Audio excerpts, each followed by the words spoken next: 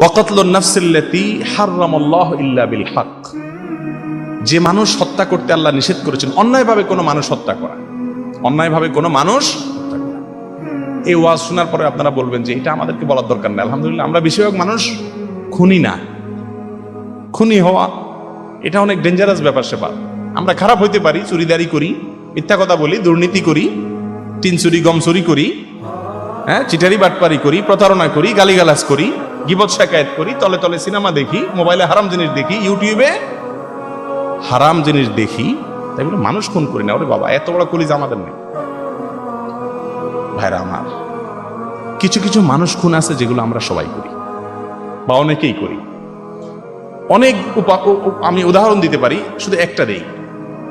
বিবাহিতরা সন্তান গর্ভে আসার পর অসতর্কতা বশত গর্ভে সন্তান এসে গেছে, ভ্রূণ নষ্ট করার প্রবণতা আমাদের দেশে আছে না নেই? মেডিসিন দিয়ে যে কোনোভাবে গর্ভপাত করা। প্রাণ যদি সঞ্চারিত হয়ে যায় গর্ভস্থ সন্তানের মধ্যে, প্রাণ এসে যায়, তাহলে সে প্রাণী, সে মানুষ।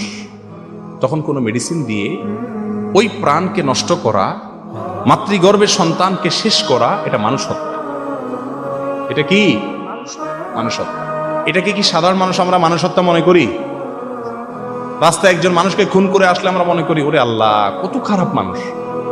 কিন্তু মেডিসিন দিয়ে মাতৃগর্ভের সন্তান নষ্ট করা হচ্ছে অহরহ, হাজার হাজার লক্ষ লক্ষ।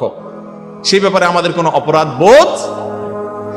আজ যারা আমাদেরকে মানবতার সবক দেয় সকাল বিকাল, আছে না একটা গ্রুপ মানবতাবাদী, সবক শিখে আমাদের, মুসলমানদের মানবতার সবক শিখে। আরে বেটা, মানবতার সবক দুনিয়াতে আনছে আমাদের রাসূল সাল্লাল্লাহু আলাইহি ওয়াসাল্লাম।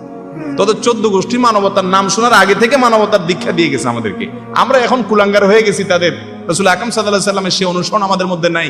কিন্তু আমরা জাত তো সেই জাত, মানবতার সবক যিনি গোটা বিশ্বের মানুষকে দিয়েছেন, আমরা তার উম্মত।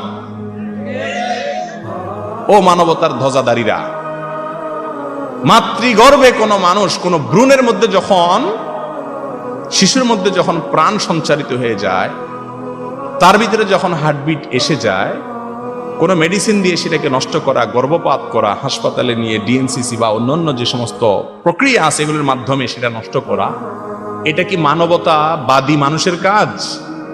অথচ এই কাজগুলোর সপক্ষে তথাকথিত মানবতাবাদীদেরকে দেখবেন অবস্থান নিতে, তারা এগুলোর বিরুদ্ধে বলে। ইসলামই হলো সবচেয়ে বড় মানবতাবাদ, যে মাতৃগর্ভে থাকতে মানুষের প্রাণের মূল্য দেওয়ার কথা ইসলাম বলে। আপনি যদি জন্ম নিয়ন্ত্রণ করতে চান, বেশিরভাগ উলামা একরাম সারা বিশ্বে মত দিয়েছেন, যদি খাবার কি খাওয়াবেন এই চিন্তা থেকে আপনি জন্ম নিয়ন্ত্রণ না করে, কোনো অসুবিধা আছে, আপনার স্ত্রী এখন অসুস্থ, এমন কোনো জায়গায় আছেন, এখন আরেকটা বাচ্চা হলে অসুবিধা হবে, বা একটা বাচ্চা আছে, আরেকটা বাচ্চা হলো মায়ের দুধ পেতে কষ্ট হবে, মা লালন পালন করতে কষ্ট হবে, এখানে রাখার লোক নাই, এরকম কোন যৌক্তিক কারণে আপনি সন্তান এখন নিচ্ছেন না, বিরতি দিচ্ছেন, যে কোনো ভাবে বৈধ উপায়ে 1 বছর 2 বছর 5 বছর এমনকি 10 বছর আপনি বিরতি দিচ্ছেন, এরকম জন্ম নিয়ন্ত্রণ ইসলামে জায়েজ। স্থায়ীভাবে লাইগেশন সহ যে সমস্ত পদ্ধতি সেগুলো হারাম। আবার জন্ম নিয়ন্ত্রণ যদি আপনি করেন এই উদ্দেশ্যে যে কি খাওয়াবো, এখন বেতন কম, তাহলে সেটাও হারাম। এছাড়া জন্ম নিয়ন্ত্রণ আপনি করতে পারেন, জন্ম নিয়ন্ত্রণ করেন শর্ত অনুযায়ী, কিন্তু সন্তান যদি মাতৃগর্ভে চলে আসে আর সন্তানের মধ্যে যদি হার্টবিট চলে আসে, প্রাণ চলে আসে, তারপরে সেই সন্তান নষ্ট করা জায়েজ। এটা মানুষ হত্যার শামিল। আল্লাহ তাআলা আমাদেরকে বেঁচে থাকার তৌফিক দান করুন। আরো বহুভাবে আমরা মানুষ হত্যা করি, একটা শুধু বললাম, সময় নেই। তাহলে ধ্বংসাত্মক কর্মকাণ্ড সময়ের মধ্যে 3 নম্বর হলো মানুষ হত্যা করা। আল্লাহ তাআলা আমাদের সবাইকে হেফাজত থাকার তৌফিক দান করুন।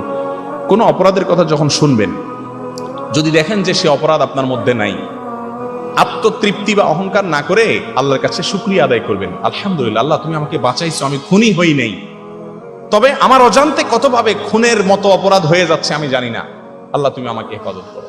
আমরা পানা চাইবো। নাম্বার 4।